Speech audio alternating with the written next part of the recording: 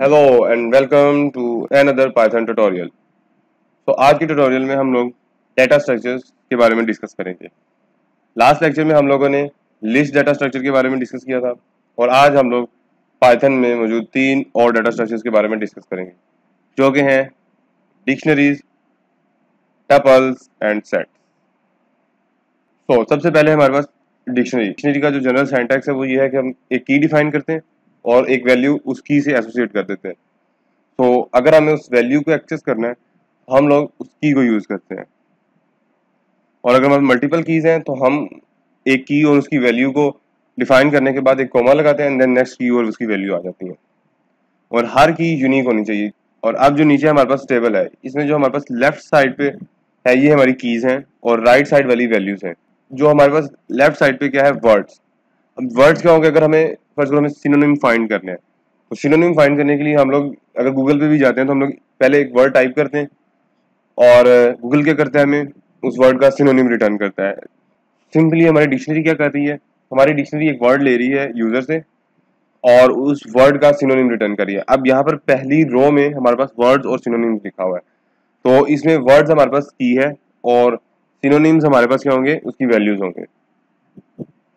तो जैसे कि हमने सेकंड सेंटेंस डिफाइन किया था कि की वन और value one and then separated by comma and then next key और then next value.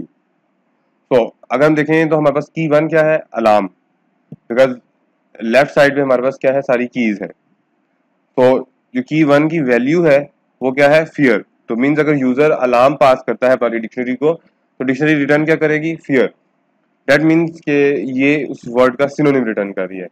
And similarly की टू क्या है, कीन, और वैल्यू क्या रिटर्न होगी, इंटेंस। तो अब हमारे पास क्या है, टपल्स। टपल्स और लिस्ट बहुत ज्यादा सिमिलर है। जो उनमें डिफरेंस ये है कि टपल्स इम्यूटेबल है जबकि लिस्ट म्यूटेबल है। टपल्स का जो जनरल सिंटैक्स है वो ये है कि हम एक वैल्यू डिफाइन करते हैं, अगर सिंगल वैल्यू हम टपल में स्टोर करवा रहे हैं तो हम उसके साथ कॉमा लगाते हैं ताकि इंडिकेट करें कि ये टपल है। अगर हम कॉमा नहीं लगाते तो पाइथन पैरेंथेसिस को इग्नोर कर देगा और जो सेंटर में हम वैल्यू प्रोवाइड करेंगे वो as a its own data type exist करेगी। मीन्स अगर हम उसको किसी भी वेरिएबल को असाइन करेंगे, इंस्टेड कि वो वेरिएबल टपल बन जाए या उसकी डाटा टाइप टपल हो जाए, वो इंटीजर, स्ट्रिंग या जो भी हम वैल्यूज में स्टोर करवा रहे होंगे उस डाटा टाइप का वेरिएबल बन जाएगा। लेकिन जब हमारे पास मल्टीपल वैल्यूज होती है तो हम उनके दरमियान कॉमा लगाते हैं, उनको सेपरेट कर देते हैं जैसे कि हम लिस्ट में करते थे। जो ओनली डिफरेंस हमारे पास दोनों में है वो ये है कि हम लोग लिस्ट में स्क्वायर ब्रैकेट्स यूज करते थे जबकि टपल्स में हमारे पास पैरेंथेसिस है, और टपल्स इम्यूटेबल है जो कि इसका लिस्ट के साथ मेन डिफरेंस है। तो अब हमारे पास ये सेट। सेट का जो जनरल साइंटिस्ट है वो ये कि हम करली ब्रेसिस के दरमियान में जितने भी नंबर ऑफ एलिमेंट्स हैं ना उनको कॉमा से सेपरेट कर देते हैं। इसमें जो हर एलिमेंट है वो यूनिक होना चाहिए। मींस जो पाइथन में सेट्स है वो भी सारी की सारी प्रॉपर्टीज जो इन मैथमेटिक्स हमारे पास सेट्स होते हैं वो इनहेरिट करते हैं और ये भी इम्यूटेबल होते हैं।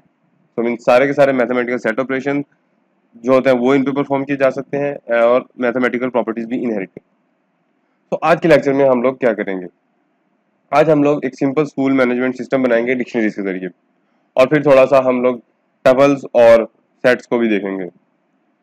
तो एक सिंपल स्कूल मैनेजमेंट सिस्टम बनाने के लिए हम लोग इसको विजुलाइज करते हैं। सबसे पहले हमारे पास होंगी कीज और कुछ वैल्यूज।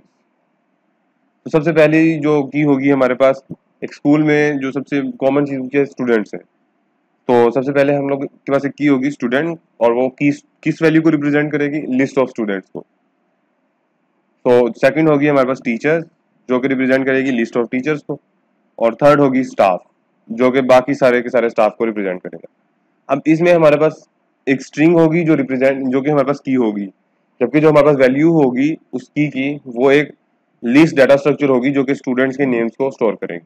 तो अब हम लोग ये बनाएंगे। तो now let's move to the editor. तो अब हम लोग आ चुके हैं एडिटर में, और एडिटर में हम लोग स्कूल मैनेजमेंट सिस्टम बनाएंगे। तो जैसे कि हमने कहा था कि हमारे स्कूल मैनेजमेंट सिस्टम में एक डिक्शनरी होगी और वो कुछ वैल्यू स्टोर करेगी।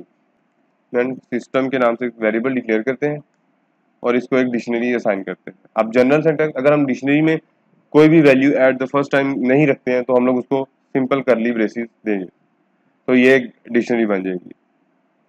अब हम लोग कहते हैं कि हमें पहली की के साथ एक वैल्यू एसोसिएट करनी है। एक की ऐड करने के लिए हम लोग डिक्शनरी का नाम और करली स्क्वायर ब्रैकेट्स के अंदर वैल्यू पास करते हैं। तो अब हम लोग कहते हैं स्टूडेंट, और इक्वल साइन के बाद हम लोग एक लिस्ट बनाएंगे जो कि होगी सारे स्टूडेंट्स की जो कि स्कूल में पढ़ रहे होंगे। तो अब हमारे पास क्या आ जाएगा, जैसे कि हमारे पास होगा जॉन, अलीना,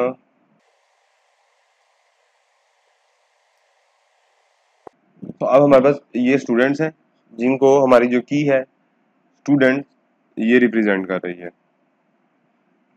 और अब हमारे पास टीचर्स होंगे कुछ, अगर हम एक और की डिफाइन करें टीचर्स, तो अब जो ये चीज़ है, अगर हम यहाँ पर एक की पास करते हैं, अगर तो ये की ऑलरेडी एग्जिस्ट करती होगी तो उसकी वैल्यू ओवरराइट हो रही होगी, और अगर ये की ऑलरेडी एग्जिस्ट नहीं करती है तो डिक्शनरी एक न्यू की जनरेट करेगी और उस की को ये वैल्यू असाइन कर देगी। अब हमारे पास टीचर्स आ गए, तो हम लोग एक लिस्ट दोबारा से डिफाइन करेंगे, सर जिम। तो हम अपने दो टीचर्स डिफाइन कर दिए हैं, और हम लोग आगे स्कूल मैनेजमेंट सिस्टम में हम लोग डिफाइन करते हैं हमारे पास स्टाफ। हमारे पास स्टाफ होगा, अब हम लोग कहते हैं कि हमारे पास कुछ हैं क्लर्क एटसेट्रा, और भी बहुत से लोग होते हैं हमारे पास स्कूल में। तो अब हमारे पास ये हमारी डिक्शनरी में चीज़ आएंगी। अगर हम इसे सिर्फ प्रिंट करें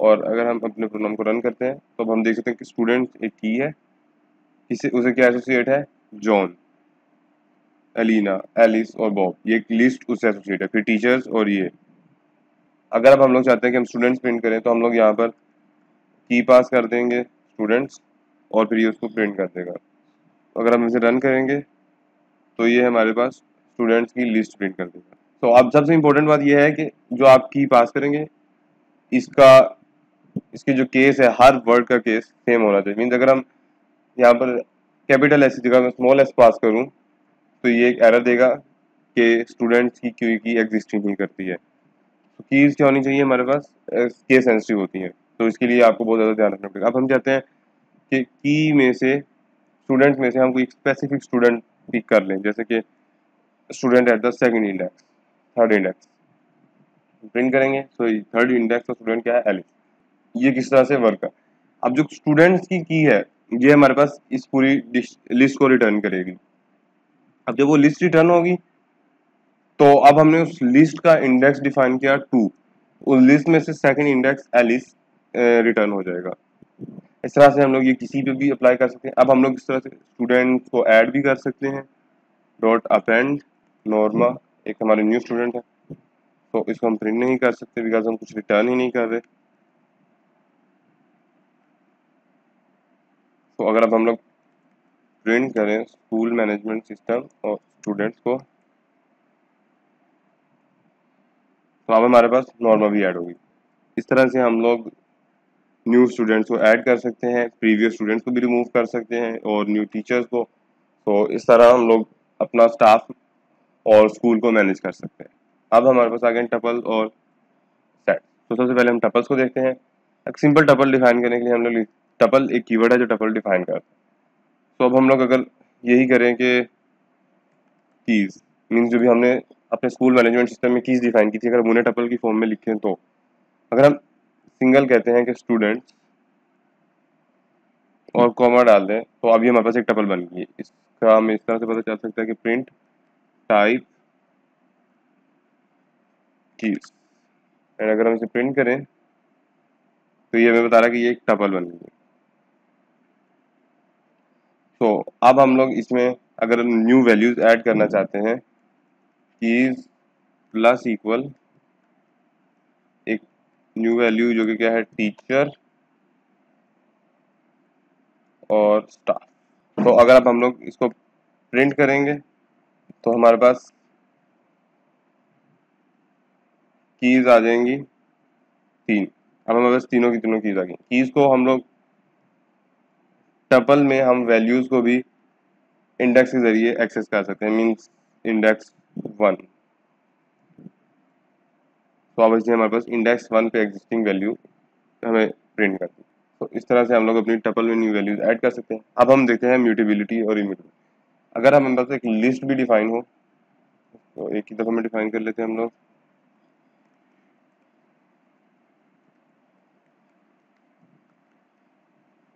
और एक हमारे पास लिस्ट है कीज लिस्ट।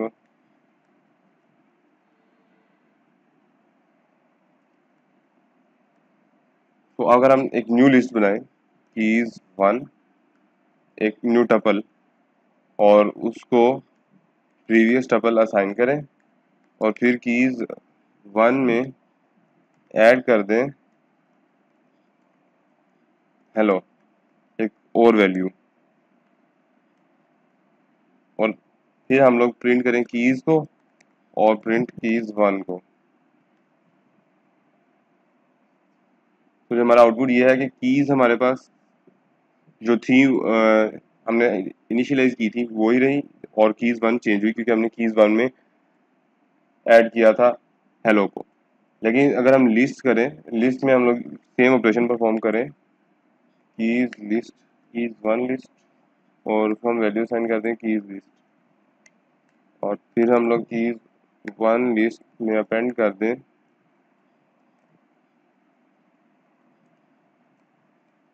हेलो। और अगर हम यहाँ पर कीज लिस्ट और कीज 1 लिस्ट को प्रिंट करवाएं तो जबकि हमने जो कीज लिस्ट थी वो हमारे पास हेलो वर्ड कंटेन ही नहीं करती, लेकिन जब हमने कीज लिस्ट को कीज 1 लिस्ट को असाइन किया और कीज 1 लिस्ट में हमने वैल्यू अपेंड की तो उसने कीज लिस्ट में भी वो वैल्यू अपेंड कर दी। इसे कहते हैं म्यूटेबिलिटी। मीन्स अगर हम लोग ने एक वेरिएबल को दूसरे वेरिएबल को असाइन किया और जो अब जिस वेरिएबल को हमने वैल्यू असाइन की थी अगर हम उसकी वैल्यू को चेंज करें और ओरिजिनल वेरिएबल की भी वैल्यू चेंज हो जाए तो मीन्स कि वो वेरिएबल क्या थे, म्यूटेबल थे। और अगर वैल्यू चेंज नहीं होती जैसे कि टबल्स की चेंज नहीं हुई थी तो उसे कहते हैं इम्यूटेबिलिटी। तो सबसे पहले हमारे पास जैसे कि मैथ में सेट ए क्या है हमारे पास 1 2 3 एंड 4 एंड सेट बी क्या है 2 4 6। हमारे पास सेट बी इवन नंबर्स का है जबकि वो नेचुरल नंबर्स कंटेन करता है। तो अब हम चाहते हैं कि एक सेट हो यू सेट हमारे पास क्या कंटेन करे ए, और अगर हम इनको यूनियन फाइंड करना हो तो ये ऑपरेटर डालते हैं एक जो पाइप ऑपरेटर है एंड देन बी, और अगर अब हम प्रिंट कर दें यू को तो अब इसमें 1 2 3 4 6, अब 1 2 3 4 इसमें थे और 6 एक एक्स्ट्रा लेटर था जो बी कंटेन करता था, तो इसलिए इनका जो यूनियन था वो सब की सब लेटर्स कंटेन करेगा। तो अगर हमारे पास इनका इंटरसेक्शन लें एंड ऑपरेटर डाल के तो हमारे पास आएगा 2 और 4 बिकॉज 2 और 4 ही दोनों में कॉमन थे, तो 2 और 4 यहाँ पर हमारे पास शो हो गए। और अगर अब हम लोग इसमें एक दो सेम वैल्यूज कर दें और उसे प्रिंट करवाएं तो इंस्टेड के ये सेट बी की 4 एलिमेंट्स को प्रिंट करें ये सिर्फ 3 एलिमेंट्स प्रिंट करेगा 2 4 एंड 6। तो इसने जो दो 2 एलिमेंट्स थे उनमें से एक एलिमेंट को रिमूव कर दिया और दूसरे एलिमेंट को रखा, तो इस तरह सेट जो है हमारे पास डुप्लीकेसी भी अलाउ नहीं करते। तो ये बहुत अच्छा तरीका है कि मतलब आप किसी भी चीज़ को अंदर से डुप्लीकेसी रिमूव कर सकते हो। और किस तरह से कर सकते हो, मीन्स कि अगर हमारे पास एक लिस्ट है मीन नंबर्स और अब वो नंबर्स कंटेन करती है 1 2 3 4 5 6 5 4, और अब हम लोग आइटरेट करना चाहते हैं सिर्फ 1 2 3 हर नंबर पर एक दफ़ा। मीन्स अगर कोई रिपीट हो रहा है तो वो उस पर दोबारा आइटरेट ना करे। तो फॉर आई इन अगर हम सेट का कीवर्ड लगाएं और नंबर्स कर दें और प्रिंट करें आई को, तो इसे क्या प्रिंट करना चाहिए, इसके तो सब लिस्ट पर जाना चाहिए था, लेकिन यहाँ पर ये हमारे पास हर नंबर को एक ही दफ़ा प्रिंट करना है। अब उसकी रीज़न क्या है कि जब हमने सेट का कीवर्ड यूज़ किया और फिर पैरेंथेसिस यूज़ की तो ये जो सेट का फंक्शन है ये नंबर्स को जो कि एक लिस्ट है उसको सेट्स में कन्वर्ट कर देगा, और सेट डुप्लीकेसी अलाउ नहीं करता तो सारे के सारे डुप्लीकेट एलिमेंट्स रिमूव कर देगा और जो हमारे पास रिटर्न में आएगा वो सिर्फ और सिर्फ एक सेट आएगा जो कि कंसिस्ट करता होगा नंबर्स पर 1 2 3 4 5 6। तो ऐसे भी आप विजुलाइज कर सकते हैं प्रिंट सेट। तो अब हमारे पास 1 2 3 4 5 6 का एक सेट आ गया जिसमें डुप्लीकेट एलिमेंट्स रिमूव हो गए। तो होप सो आपको वीडियो पसंद आई हो और आपके लिए बहुत यूजफुल प्रूव हुई हो। तो अगर आपको वीडियो पसंद आई है तो give it a thumbs up, और अगर आपने अभी तक हमारा चैनल सब्सक्राइब नहीं किया है तो सब्सक्राइब आवर चैनल